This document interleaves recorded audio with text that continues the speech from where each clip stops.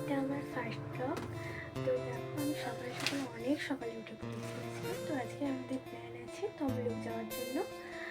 তো আজ আমি অনেক সকালে উঠে পড়েছি, কোনো দিন এত সকালে উঠি। তো আমার চোখ মুখ দেখেই বুঝতে পারছি আমি কতটা সকালবেলা উঠে পড়েছি। তো চলো আমি একদম রেডি হয়ে তোমাদের সঙ্গে দেখা হচ্ছে। তো ফ্রেন্ডস, আমি তো রেডি। কেমন লাগছে আমাকে বলো।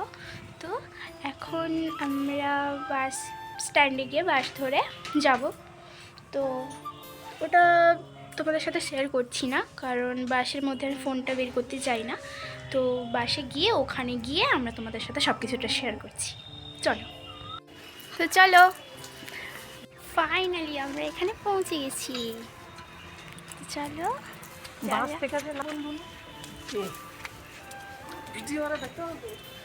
তো এখন আমি যাচ্ছিলাম মন্দিরের ভেতরে। আমি কোনো কথা বলছিলাম না, কারণ এখানে তো সিসি ক্যামেরা আছে। আমি ভুলেই গেছিলাম, কোনো ভিডিও করা বারণ ছিল। তো ওখানে আমি ফার্স্ট দেখিনি যে ভিডিও করা বারণ, তবু আমি ফোন নিয়ে এসে একটুখানি ভিডিও করছিলাম। দেখো ঠাকুরটা জায়গাটা দেখো খুব পাথর দিয়ে তৈরি। তো এখানে সব ছবিগুলো তোমাদেরকে দেখাচ্ছি। উনি হচ্ছেন মাতা মনমোহিনী দেবী, শ্রী ঠাকুর অনুকূলচন্দ্রের মা।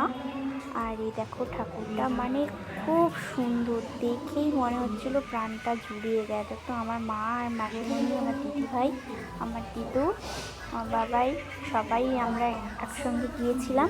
তো ইনি হচ্ছেন বড় মা। তো আমরা বড় মাকে দেখে তারপর আমরা বড়দার কাছে গেছিলাম বড়দাকে দেখার জন্য। মানে আমাদের শিশি ঠাকুর অনুকূলচন্দ্রের ছেলে, বড় ছেলে, তাই আমরা তো আমাদের বড়দা বলা হয়।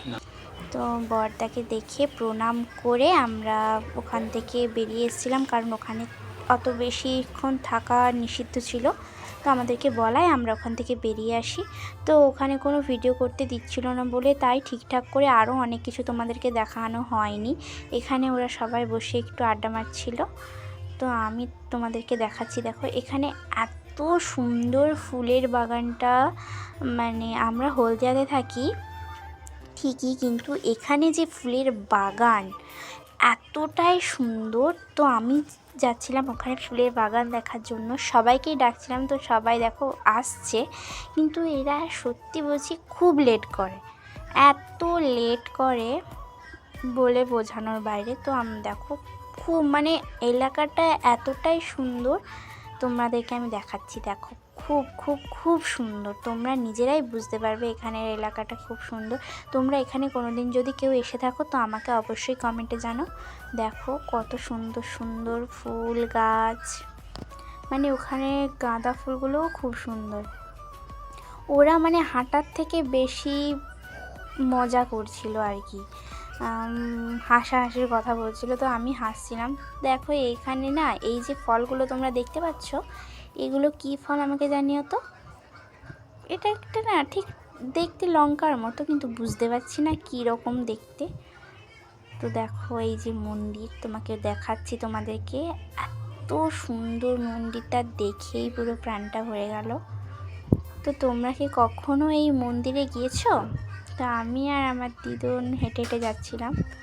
ওদের আশায় থাকলে আর হবে না, তাই আমরাই যাচ্ছি আগে। তো চলো ওখানে গিয়ে দেখছি কি হয়।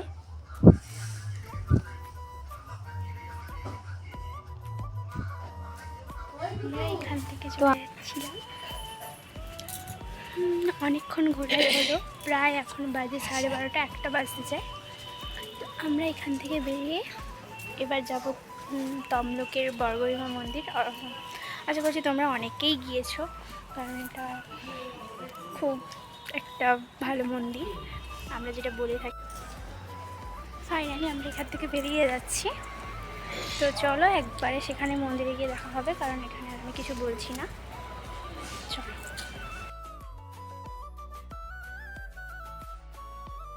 তো আমরা এখানে পৌঁছে গেছিলাম, কারণ আমাকে ডবল বার করে ভয়েস করতে হচ্ছে, কারণ ওখানে যখন আমি ভয়েস করছিলাম তো কিছুই শোনা যাচ্ছিল না, খুব নয়েজ আসছিল, তাই জন্য।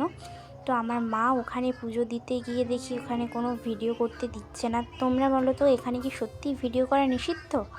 অনেকেই করছে, আমি করতে যেতে আমাকে বললো যে ভিডিও করা নিষিদ্ধ। তো দেখো মন্দিরটা।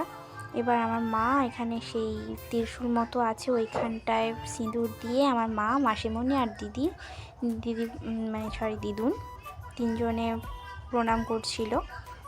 আমি দেখছিলাম কি কত সুন্দর সেজেছে। মানে কিছু কিছু মহিলা আসে সত্যি পুজো দেওয়ার জন্য, এরকম মানে আসাটা কোনটাই উচিত নয়। আমি বলছি কখনো যদি তোমরা মন্দিরে যাও অবশ্যই ভালো ড্রেস পরে যাবে, কারণ মন্দিরটা হচ্ছে একটা পবিত্র জায়গা। কারণ ওখানে কোনো এইসব ড্রেস অ্যালাউ করে কি করে আমি বুঝতে পারছি না। মানে খুব একটা বিশ্রী ড্রেস পরে গেছিলো, তাই আমি দিকে ক্যামেরাটা ঘুরিয়ে নিয়েছি। উনি দেখুন এসে আবার ওইখানে দাঁড়িয়েছে। আমার খুব মানে দৃষ্টিকটু লাগছিল এই মহিলাটাকে। তো আমার বাবাইকে ওরা খুঁজছিল আর আমি ওদের দিকে ক্যামেরা ঘুরে রাখছি, ওরা বুঝতে পারেনি। তো এখানে দেখো সব কাপল ছিল, শুধু কাপল ছিল। ভাই কি সুন্দর!